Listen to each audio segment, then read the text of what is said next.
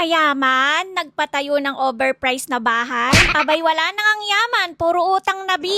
Bago nga kita patulan, heto nga't nagsimula na silang magkabit ng mga metal faring. At lahat nga yan ay pinapalagyan ko ng curtain code. Para pag naglagay ng kortina ay nakatago yung ibabaw. Yun nga din kasi yung uso ngayon at di ko nga din alam kung papalagyan ko pa ng ilaw doon. Naghina nga din sila ng mga bakal dyan para doon ikabit yung metal faring. Dahil kung ikakabit pa nila doon sa C-filings ay masyado nang mataas yung pagitan. At iniisip ko nga din kung mga PVC na lang ba yung ipapalagay dito sa kwarto. Para nga din sana hindi na magpipintura ng kisame. Ang kaso ay may napanood nga ako na naglagay muna ng board bago nga naglagay ng PVC para nga daw hindi lumutong. Abay nagdalawang isip na naman nga ako at mukhang mas magastos nga yun. Pero magtatanong pa din kami. Dito naman sa labas ay ginagawa na nga tong dirty kitchen ko. Ang kaso ay nasa dulo nga tong lababo at pinababago nga namin. At sabi ko nga ilagay na lang sa gitna yung lababo. Para yung kabilang side tuluan ng pinggan at yung kabilang side naman lutuan. At magkatabi nga kasi yung lutuan at pingganan baka mayat maya naguhugas ako ng pinggan. Toyoin na lang talaga ako nun bi. Mainam na nga lang at hindi pa nagsisimula magbakal. Abay kung hindi baka nga nabuhusan na nga din to. Dito naman sa mga firelings ng lanay pinipinturahan pa nga. Dahil may mga part pa na ni full weld at kailangan pinturahan para hindi kalawangin. Ang laking tulong talaga ng spray paint na binili namin. Dahil ang bilis nga lang napipinturahan ng mga sulok-sulok ng firelings. Ito naman sa firewall, heto nga't ganito na nga ang itsura. Sa pang-apat na layer na nga sila ng paglalagay ng fiberglass mesh. At sabi nga sa comment wala nga daw tong kwenta at kakapak pa nga din. Abay napaka-negative. Kaya lang naman nilagay yan para ma-prevent yung pag-crack in the future. Abay nauna ka pang mag-crack bi. Ito naman sa bubong nailatag na nga nila lahat ng yero. At pati nga itong alulod nalagyan na rin pala nila ng support. Yung mga flashing na nga lang ang hindi pa natatapos. Pero pag naikabit na nga yun wala na silang gagawin dito sa bubong. Dito naman sa gilid nagkakulay na dahil nailagay na rin pala yung flashing dito. At literal na buong buo na nga itong bahay na pinapagawa namin. Masaya magpagawa ng bahay, ang problema walang tumatama na estimated cost. Lalo na nga ngayon na bigla ngang nagkaroon ng crisis habang nagpapagawa kami ng bahay. Naguhukay pa nga lang sila dito kinumpleto na namin yung mga bakal na kailangan. Kaso